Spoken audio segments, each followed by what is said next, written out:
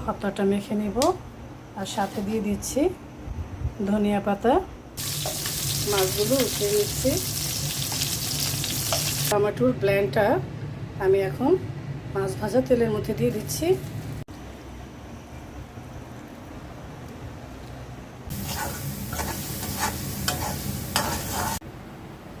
আসসালামু আলাইকুম, সবাই কেমন আছেন?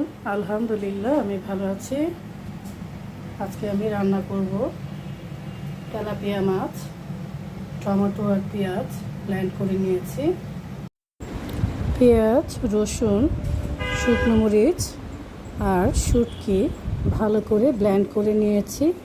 এখন সরিষার তেলের মধ্যে ভেজে নিচ্ছি। পাতিলায় তেল দিয়ে দিচ্ছি। প্রথমে মাছগুলো ভেজে নেব।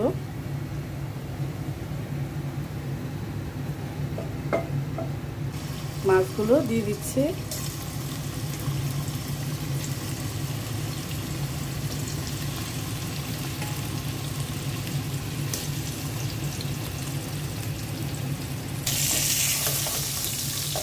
মাছগুলো উঠিয়ে নিচ্ছি।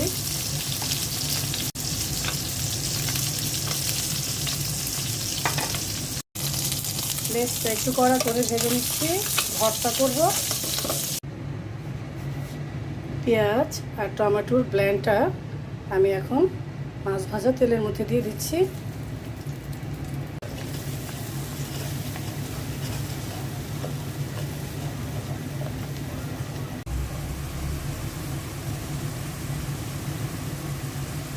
আদা রসুনের পেস্টটা দিয়ে দিচ্ছি। দিয়ে দিচ্ছি হলুদ, শুকনো মরিচের ফাঁকি, জিরে ফাঁকি আর লবণ।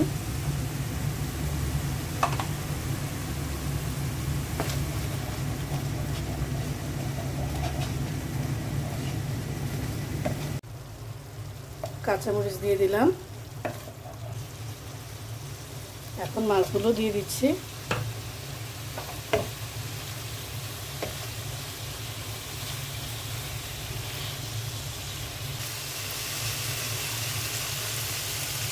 পানি দিয়ে দিচ্ছি।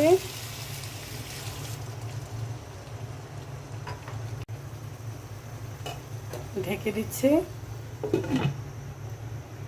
মাছের লেজটা ভর্তা করার জন্য সব কিছু রেডি করে নিয়েছি। কাঁটাটা বেছে নিচ্ছি।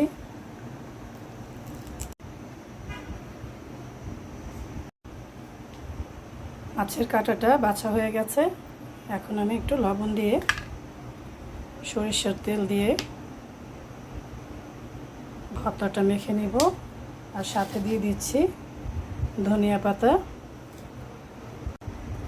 ধনিয়া পাতাটা বাইরে নর্মাল ফ্রিজে রাখলে তাড়াতাড়ি পচে যায়, তাই আমি ভালো করে ধুয়ে পরিষ্কার করে ডিপে রেখে দেই। আমার যখন ইচ্ছে তখন বের করে ব্যবহার করতে পারি, খেতে পারি, কোনো সমস্যা হয় না। এই যে ভর্তাটা হয়ে গেল।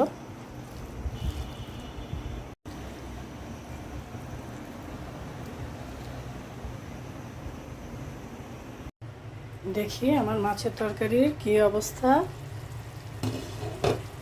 এই তো হয়ে গেছে। নামানোর আগে আমি একটু ধনিয়া পাতা দিয়ে দিব।